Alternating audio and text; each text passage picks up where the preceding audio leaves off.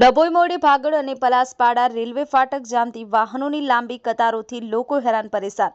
Railway ફાટક પહોળી કરવા અથવા ઓવરબ્રિજ બનાવવા માંગ। ડભોઈ મોરડી ભાગળ અને વડોદરા ધોરીમાર્ગ ઉપર પલાસવાડા પાસે ટ્રાફિક સમસ્યા। ફાટક પહોળી કરવા અથવા તો ઓવરબ્રિજ બનાવવા ઉઠેલી માંગ।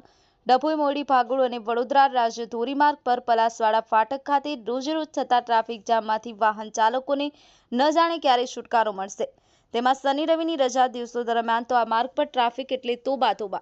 જેના નિવારણ માટે કાં તો રેલવે તંત્ર ફાટક પહોળી કરે અથવા તો વહેલી તકે ઓવરબ્રિજ બનાવે તેવી જનતાની માંગ ઉઠી છે।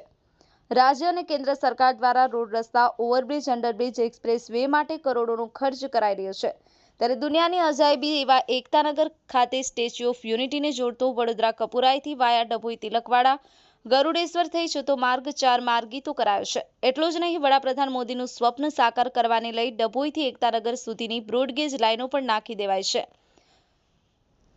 એ સમયે જો ફાટક બંધ થાય ત્યારે તો કિલોમીટર સુધી ચક્કાજામના દ્રશ્યો જોવા મળતા હોય છે। આવા સંજોગોમાં ટ્રાફિક જામમાં ફસાયેલા વાહનો પીધન નકામું બળતું હોય છે। મુસાફરોનો સમય પણ વેડફાતો જોવા મળે છે। ત્યારે હવે તંત્ર દ્વારા કાં તો રેલવેની ફાટકને જરૂરિયાત પ્રમાણમાં પહોળી કરવામાં આવે અથવા તો વહેલી તકે આ ફાટક પર ઓવરબ્રિજનું નિર્માણ થાય તેવી માંગ ઉઠી છે। ફઝલ રઝા ખત્રી, ગુજરાત અદ્ભુત ન્યૂઝ ગુજરાતી, ડભોઈ। આપણી આસપાસ બનતી ઘટનાના સમાચાર જોવા માટે ગુજરાત અદ્ભુત ન્યૂઝ ગુજરાતીને લાઇક કરો, શેર કરો, ચેનલને